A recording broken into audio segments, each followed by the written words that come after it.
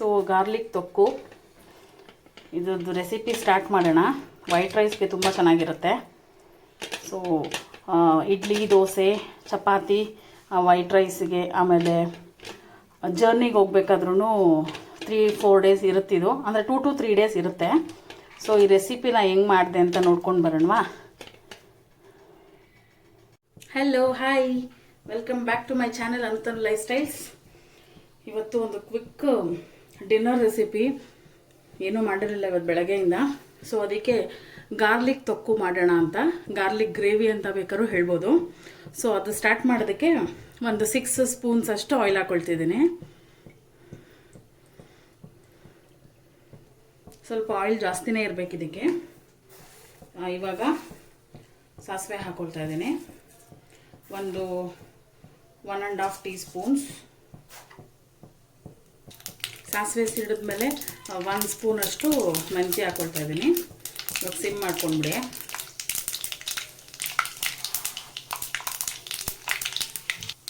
ಸಾಸಿವೆ full ಸಿಡಿದ್ಮೇಲೆ 1 cup ಅಷ್ಟು onions ಎತ್ಕೊಂಡಿದ್ದೀನಿ. 1 cup ಅಂದರೆ ಒಂದು 3 ಮೀಡಿಯಮ್ ಸೈಜ್ ಆನಿಯನ್ ತೊಗೊಂಡಿದ್ದೀನಿ.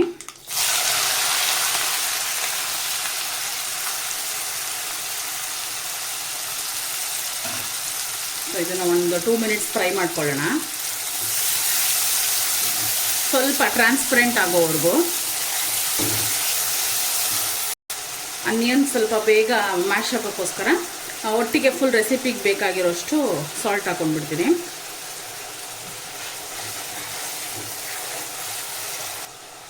ಆನಿಯನ್ ಸ್ವಲ್ಪ ಟ್ರಾನ್ಸ್ಪರೆಂಟ್ ಆಗ್ತಾ ಇದ್ದಂಗೆ ಸ್ವಲ್ಪ ಕರಿ ಲೀವ್ಸ್ ಹಾಕ್ಕೊಳ್ಳೋಣ.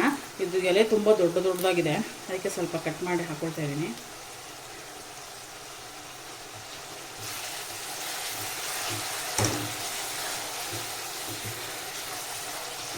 ಎಲ್ಲರಿಗೂ ನನ್ನ ಕುಕ್ಕಿಂಗ್ ವೀಡಿಯೋಸು ಮತ್ತು ನಮ್ಮ ವೀಡಿಯೋಸು ರೆಸಿಪೀಸ್ ಎಲ್ಲ ಹೆಂಗೆ ಇಷ್ಟ ಆಗ್ತಿದೆ, ಹೆಂಗೆ ಅನ್ನಿಸ್ತಿದೆ ನಿಮಗೆ ಅಂತ ಕಮೆಂಟ್ ಮಾಡಿ ಹೇಳಿ. So I am waiting for your comments.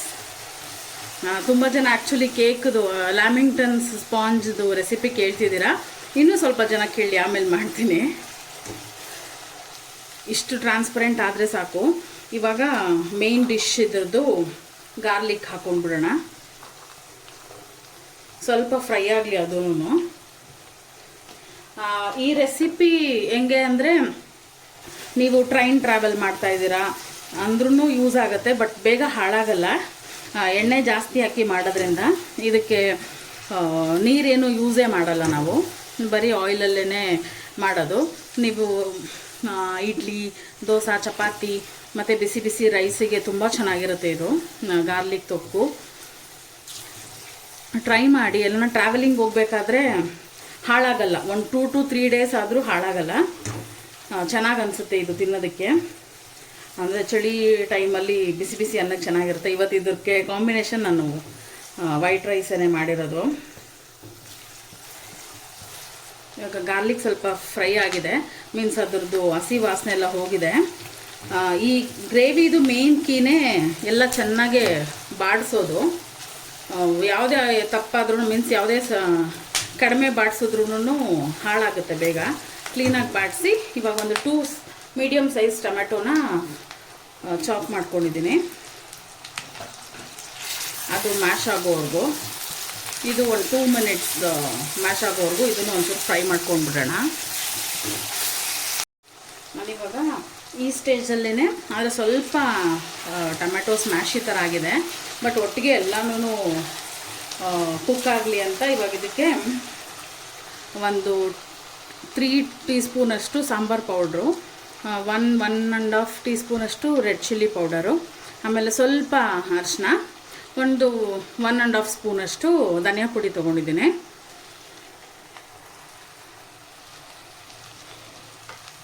ಇದನ್ನು ಜಸ್ಟ್ ಒಂದು ಮಿಕ್ಸ್, ಅಂದರೆ ಇದ್ರದ್ದೆಲ್ಲ ಮಸಾಲೆ ವಾಸನೆ ಹೋಗೋದು. ನಾನು ಎಲ್ಲ ಒಟ್ಟಿಗೆ ಹಾಕ್ಬಿಟ್ಟು ಬೇಕಾದ್ರೆ ಕುಕ್ ಮಾಡೋಕ್ಕೆ ಬಿಡೋಣ ಅಂತ.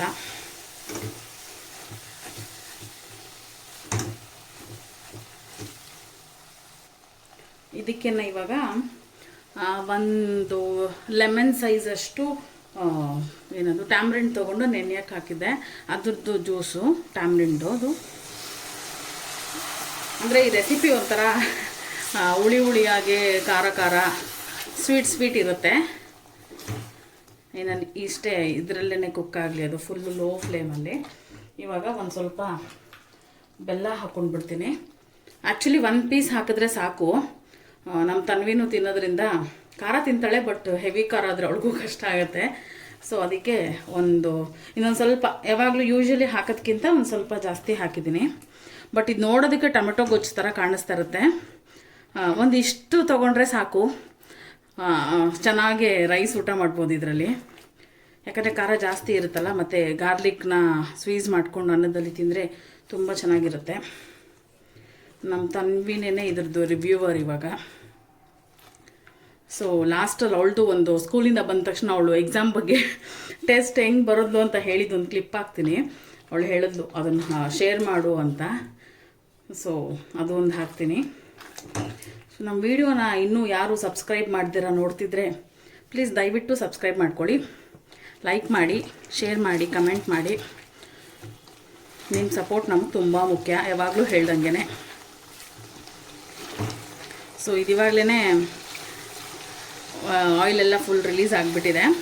ಇನ್ನೊಂದು 2 to 3 ಮಿನಿಟ್ಸ್ ಕುಕ್ ಮಾಡೋಣ. ಕ್ವಿಕ್ ರೆಸಿಪಿ ಇದು, ಲೇಟ್ ಏನಾಗಲ್ಲ. ಇವಾಗ ನನಗೆ ಹಾರ್ಡ್ಲಿ ಅಂದರೆ ಇದು 5 to 6 ಮಿನಿಟ್ಸ್ ತೊಗೊಂಡಿದ್ದೆ ಅಷ್ಟೇ ಎಲ್ಲ ರೆಡಿ ಮಾಡ್ಕೊಳ್ಳೋದಕ್ಕೆ. ಬಟ್ ಕುಕ್ ಹಾಕೋದಕ್ಕೂ ಒಂದು 5 to 10 ಮಿನಿಟ್ಸ್ ಹಾಕಿದ್ದು, ಎಲ್ಲ ಮ್ಯಾಶಿಯಾಗಿ ಫುಲ್ ಆಯಿಲ್ ಬಿಡೋದಕ್ಕೆ. ಆಗಿದ ತಕ್ಷಣ ರೆಡಿ. ಸೊ ಇದರಲ್ಲಿ ಸಾಲ್ಟ್ ಸ್ವಲ್ಪ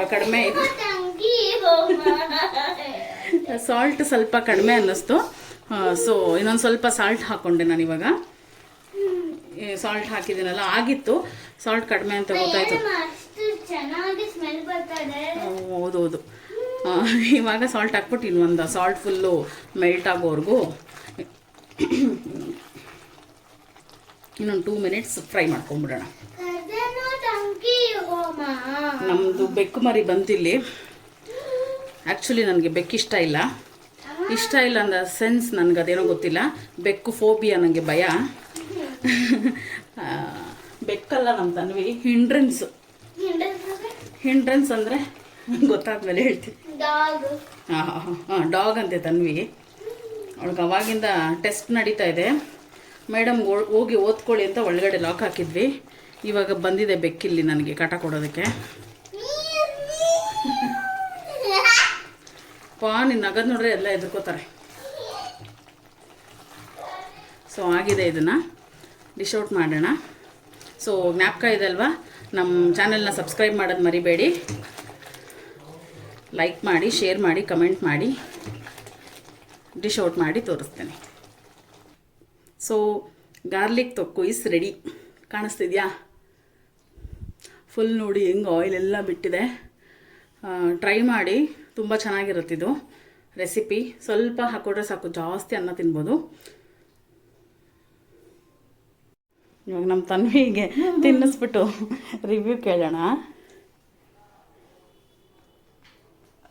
ಹೆಂಗಿದೆ?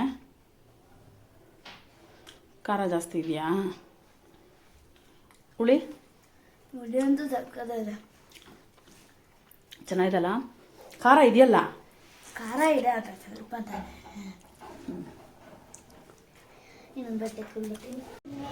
ಫಸ್ಟ್ ಎಕ್ಸಾಮ್ ಹೆಂಗೆ ಮಾಡಿದೆ ಹೇಳಿ? ಇವತ್ತಿನ ಟೆಸ್ಟ್ FA1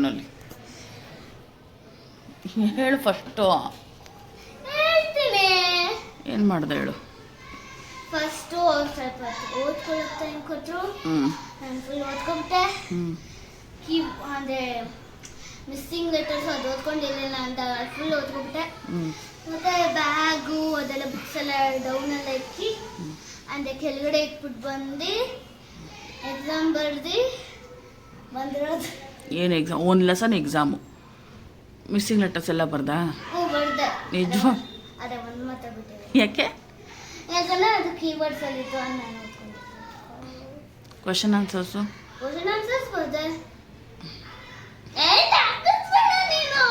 ನಾನು ನಗಿಸ್ತಾ ಇಲ್ಲ. ಅಲ್ಲ, ಇವಾಗ ಈಗ ಹೇಳ್ತೀಯಲ್ಲ, ಆಮೇಲೆ ಅಲ್ಲಿ ಮ್ಯಾಮ್ ಇದಕ್ಕೆ ಕರೀತಾರಲ್ಲ PTMಗೆ. ಅವಾಗ ಅದ್ರ ಪೇಪರಲ್ಲಿ ನೀನು ಒಂದು ಬಿಟ್ಟಿದ್ಯಾ ಅಂತ ಮಾತ್ರ ನನಗೆ ಹೇಳಿದ್ಯಾ? ಅಲ್ಲಿ ಹೋಗಿ ಏನ ನಿಜವಾಗ್ಲೂ ತನ್ವಿ ಮಿಸ್ಸಿಂಗ್ ಲೆಟರ್ಸ್ ಬಿಟ್ಟು ಇನ್ನು ಯಾವ್ದಾರ ಬಿಟ್ಟಿರಬೇಕು. ಸೆಕೆಂಡ್ ಫ್ಲೋರಲ್ಲಿಂದ ಆಟಾಡ್ಸ್ಕೊಂಡು ಹೊಡಿತೀನಿ. ಗ್ರೌಂಡ್ ಫುಲ್ಲು ಹೊಡ್ಕೊಂಡು ಗ್ರೌಂಡ್ ಸ್ಟೇರ್ಸಲ್ಲಿ ಹೊಡ್ಕೊಂಬರ್ತೀನಿ. ಗ್ರೌಂಡಲ್ಲಿ ಫುಟ್ಬಾಲ್ ಥರ ಒದ್ದಿ ಕರ್ಕೊಂಬರ್ತೀನಿ ನಿನಗೆ. ನಿಜ ಬರ್ತಿದೆಯಲ್ಲ. ಸರಿ, ನಾಳೆ ಮ್ಯಾಥ್ಸ್ ಇದೆ, ಓದ್ಕೊಂಡು ನಡಿ ಟ್ಯೂಷನ್ಗೆ.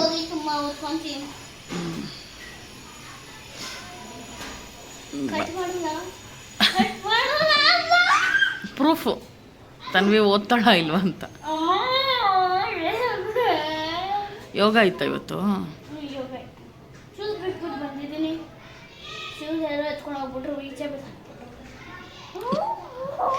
ನಾಳೆಯಿಂದ ಬರೀ ಕಲರ್ ಹೋಗು.